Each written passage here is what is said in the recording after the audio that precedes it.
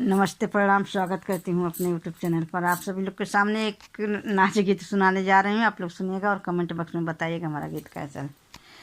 जाड़ा के दिन आयल हमार पिया, जाड़ा के दिन आयल हमार पिया, जाड़ा के दिन आयल हमार पिया, घर तू चलाइया हमार पिया, घर तू चलिया हमार पिया।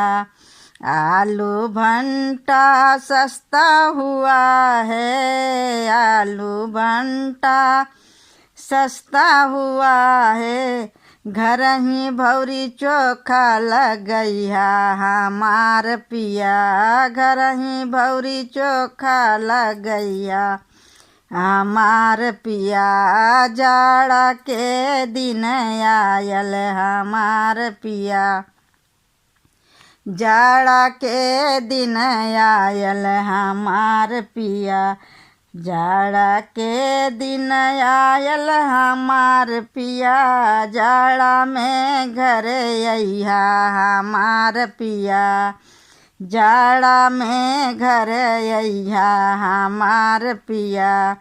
खटिया मचिया पर नींदो न लावे, खटिया मचिया पर नींदो न आवे, खटिया मचिया पर जाड़ा लागे, खटिया मचिया पर जाड़ा लागे।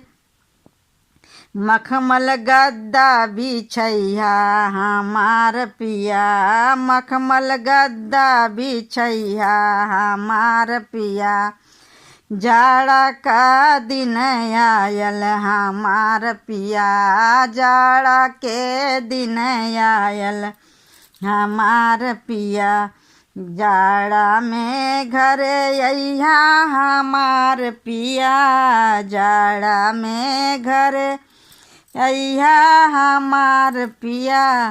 गंगा जमुना का संगम भइल बा हमार पिया, गंगा जमुना का संगम बा हमार पिया, गंगा जमुना का मेला लगल बा, गंगा जमुना का मेला लगल बा। संगही डुबकी लगैया हमार पिया, संगही डुबकी लगैया हमार पिया।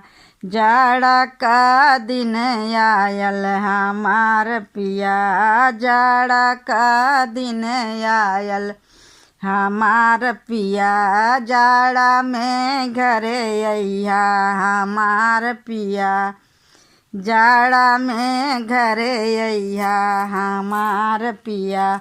हमारा गीत कैसा लगा आप लोग कमेंट बॉक्स में बताइएगा।